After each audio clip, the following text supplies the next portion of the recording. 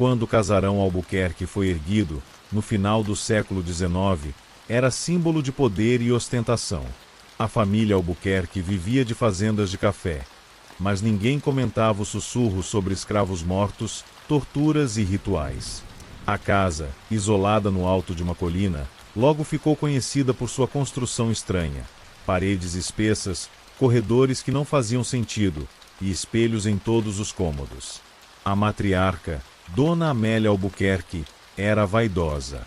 Diziam que ela passava horas diante do maior espelho do casarão, uma moldura dourada, encostada na parede do salão principal. Cabelos negros até a cintura, pele pálida, um sorriso delicado que escondia crueldades. Na noite de 24 de junho de 1897, Amélia deu um banquete para 40 convidados. Chuva forte caía lá fora, trovões rachavam o céu. Dentro, música, risos, vinho, até a meia-noite.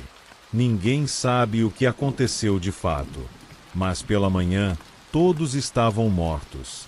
Sentados à mesa, taças caídas, rostos retorcidos de pavor. Amélia estava de pé diante do espelho, olhando fixo para seu próprio reflexo.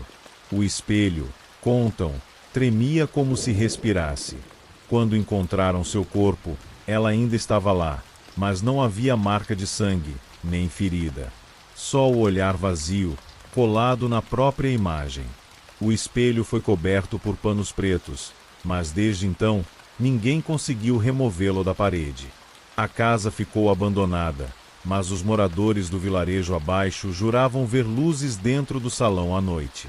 Crianças ouviam risadas de mulher, e quem ousava entrar, mesmo de dia, sentia um arrepio gelado diante do espelho. Alguns diziam que viam Dona Amélia, imóvel, sorrindo do outro lado do vidro. Em 1954, um padre tentou exorcizar o casarão. Passou 3 noites lá dentro. Na última, o vilarejo ouviu seus gritos ecoarem da colina.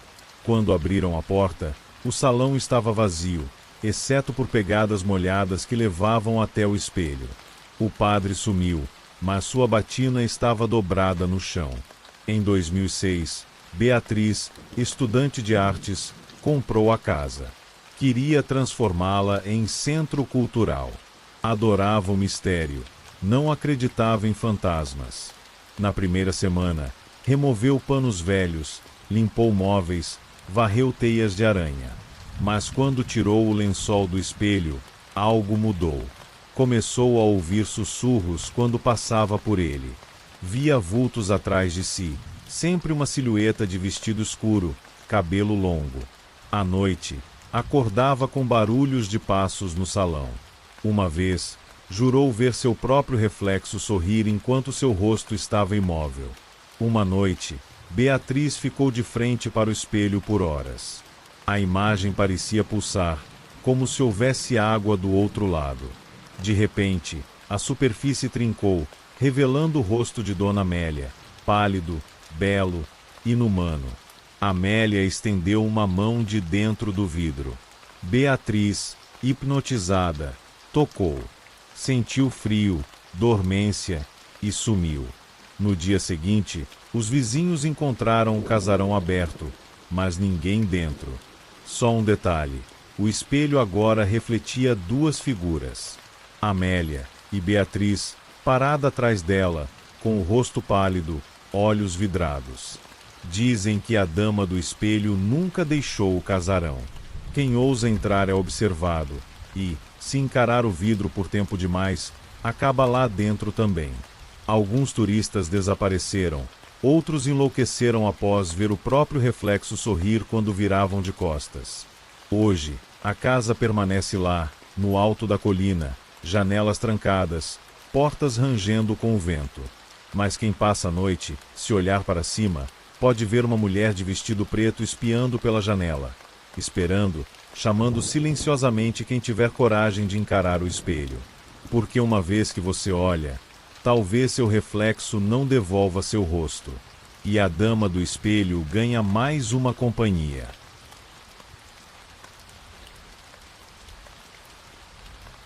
Quando ainda era estudante de história, Laura conseguiu uma bolsa de pesquisa para catalogar documentos antigos em uma biblioteca municipal de um bairro afastado, que ficava em um prédio construído no início do século XX.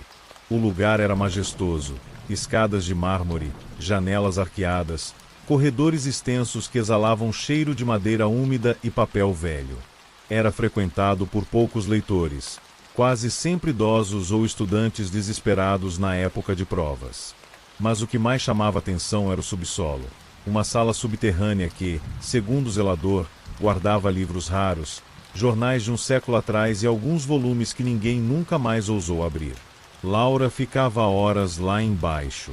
A luz fraca das lâmpadas penduradas tremeluzia, fazendo sombras dançarem entre as estantes apertadas.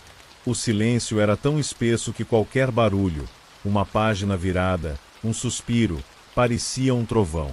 Certo dia, vasculhando um armário de ferro, encontrou um livro encadernado em couro escuro, sem título na capa. Dentro, páginas amareladas, cheias de anotações manuscritas. Eram registros de antigos bibliotecários, datados entre 1912 e 1930. O que chamou a atenção foi um nome repetido em várias páginas: A Visitante. E sempre acompanhado de frases desconexas. Ela está entre nós. Não diga o nome dela em voz alta. Se abrir o portão, não feche os olhos. Naquela noite, Laura sonhou que estava na sala subterrânea, mas estava tudo inundado por uma névoa acinzentada. Ao longe, ouviu passos, primeiro lentos, depois arrastados. Viu uma figura feminina, de vestido antigo, o rosto coberto por um véu preto. A mulher parou em frente a uma das estantes, virou o rosto, mas onde deveria haver um rosto, havia apenas uma sombra densa, vibrando como fumaça viva. Laura acordou suada, o coração disparado. Tentou esquecer, mas quando voltou à biblioteca, reparou em algo que não tinha visto antes. Uma porta de ferro trancada, nos fundos do subsolo, atrás de caixas de jornais velhos. Curiosa, perguntou ao zelador sobre a porta. Ele empalideceu. Melhor não mexer com isso, menina. É só um depósito, trancado há muito tempo. Mas a curiosidade corroeu Laura. Uma noite, ficou além do expediente, forçou o trinco até a porta ceder. O cheiro que saiu dali era horrível, mofo, podridão e algo mais, difícil de descrever, como carne queimada. Dentro, havia apenas uma cadeira antiga e um grande espelho oval, coberto por um lençol encardido. No chão, velhas marcas circulares de velas queimadas. Laura puxou o lençol. O espelho estava rachado, mas refletia nitidamente. Seu reflexo parecia diferente. Atrás dela, uma sombra se movia. Quando se virou, estava sozinha. Depois daquela noite, Laura não dormiu mais direito. O reflexo dela começou a aparecer distorcido nos vidros da biblioteca, como se outra pessoa, mais magra, mais alta, estivesse grudada nela, encostando o rosto em sua nuca. Começou a ouvir sussurros atrás das estantes. Um dia, encontrou um recado escrito na capa do mesmo livro de registros, que antes não estava lá. Ela agora sabe seu nome. Em uma madrugada chuvosa, o vigia encontrou as luzes do subsolo todas acesas, a porta de ferro aberta e o espelho limpo, refletindo o corredor vazio. Mas Laura não estava em lugar nenhum. Na cadeira, restava apenas sua bolsa, um crachá, e na superfície do espelho alguém havia riscado, com um dedo, uma frase. Ela saiu. Desde então, a biblioteca fechou aquela ala. Mas vigias juram ouvir passos de salto alto ecoando nos corredores vazios depois da meia-noite. E dizem que, se alguém pronunciar o nome de a visitante dentro do subsolo, as luzes piscam e uma figura feminina surge atrás, refletida em qualquer vidro. Hoje, quem trabalha na biblioteca evita até olhar para o espelho do banheiro. Alguns leitores juram ver uma mulher parada no canto mais escuro da sala de leitura, de véu preto, olhando fixo, esperando ser notada. Se você visitar um lugar velho, cheio de livros esquecidos, e ouvir passos lentos atrás de você, não vire. E nunca diga em voz alta: visitante. Porque se ela souber seu nome, ela nunca mais vai te deixar em paz.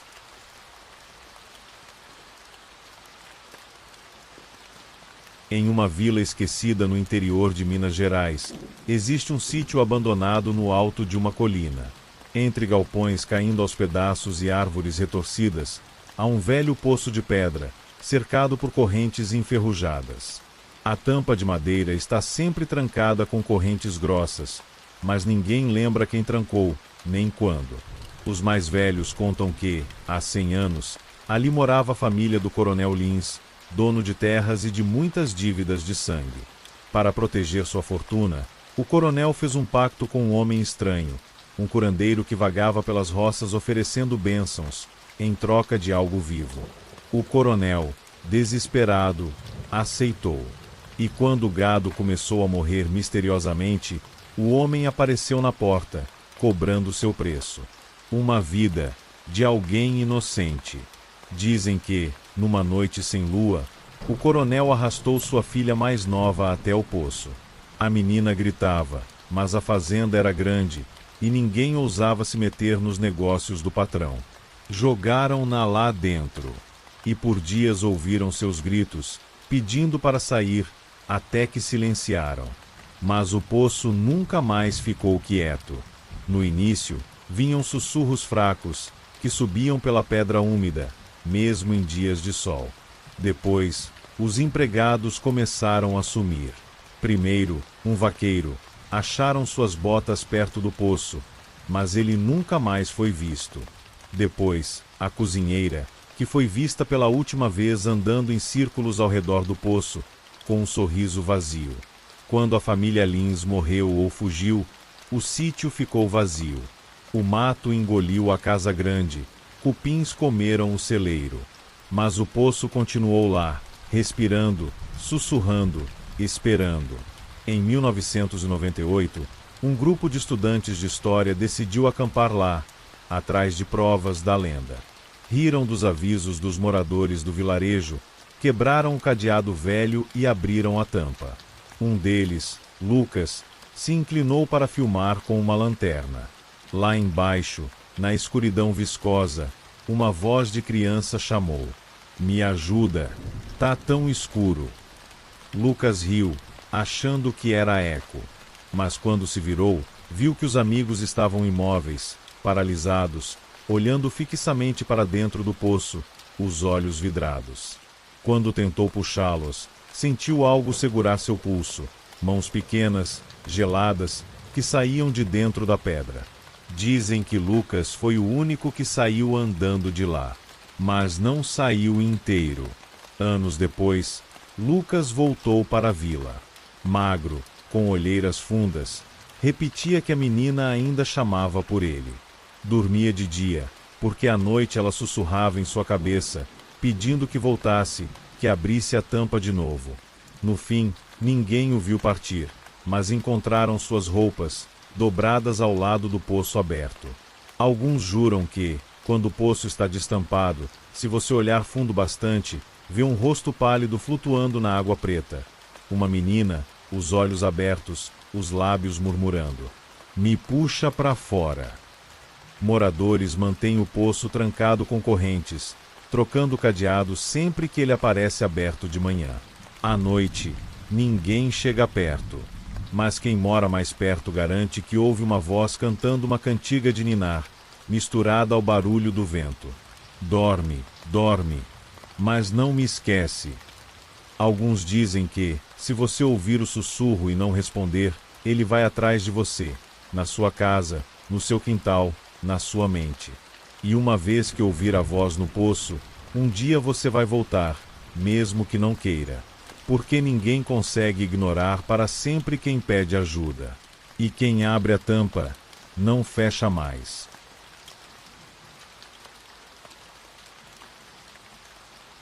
Quando Mauro herdou a casa do tio-avô que nunca conheceu, Pensou que era um golpe de sorte. O lugar ficava nos arredores de uma cidadezinha esquecida, uma construção antiga de madeira e tijolos, erguida no final dos anos 1930. Mauro, recém-divorciado e endividado, decidiu se mudar para recomeçar a vida ali. No primeiro dia, achou o lugar estranho, corredores compridos, janelas velhas que rangiam ao menor vento. Mas o que mais chamou atenção foi uma porta trancada no fim do corredor do segundo andar. A chave não estava em lugar nenhum.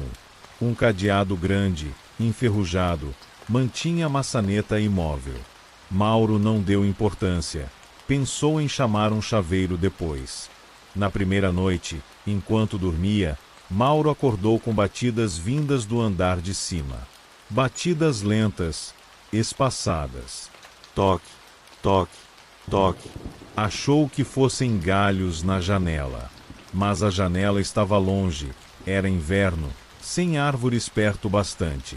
E as batidas vinham do quarto trancado. Na manhã seguinte, foi até lá. O cadeado continuava intacto. Encostou o ouvido na porta. Silêncio. Decidiu ignorar. Na segunda noite, ouviu mais do que batidas. Eram vozes. Primeiro, palavras desconexas, como lamentos abafados. Depois, risadas baixas, infantis.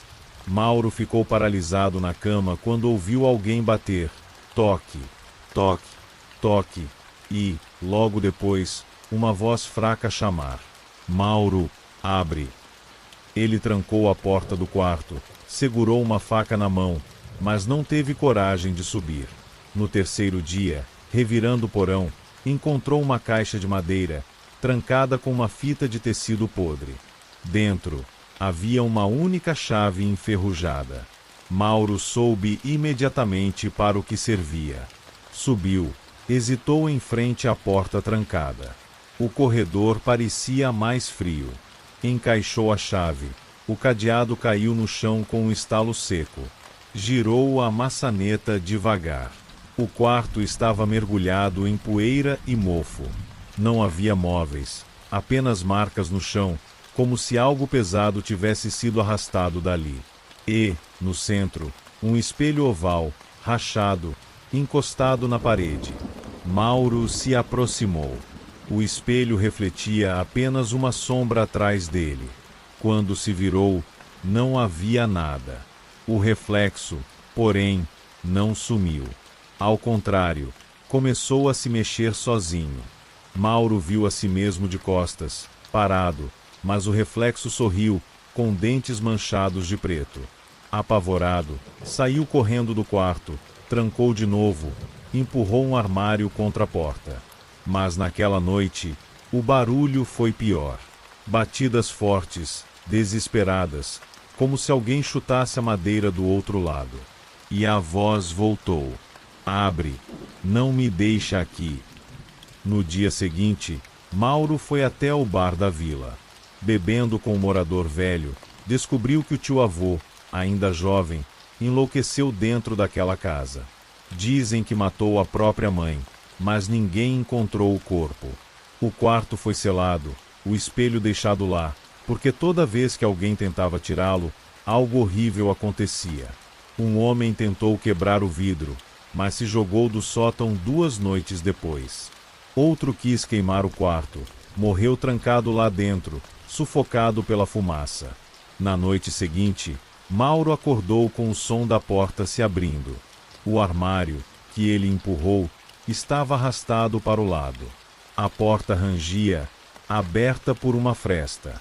De dentro, um ar gelado invadiu o corredor. Quando se aproximou, viu o espelho iluminado pela lua. E, no reflexo, uma figura de mulher, cabelos longos, rosto pálido, os olhos fundos, presos nele. Lentamente, ela ergueu a mão, apontando para ele, depois para o chão. Mauro, tremendo, baixou os olhos. Viu marcas escuras que escorriam do espelho até seus pés. Sangue, ou algo parecido. E ouviu a voz. Agora é sua vez. Desde então, ninguém mais viu Mauro. A casa ficou silenciosa, mas quem passa por perto jura ouvir batidas. Toque, toque, toque, vindas lá de dentro.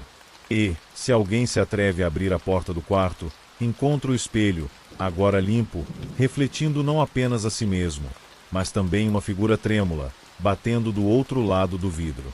Dizem que, quando a lua cheia se reflete ali, é possível ouvir uma voz abafada. Abre, não me deixa aqui. E assim, o quarto continua fechado, esperando a próxima chave. E o próximo tolo que ache que basta trancar uma porta para conter o que vive atrás dela.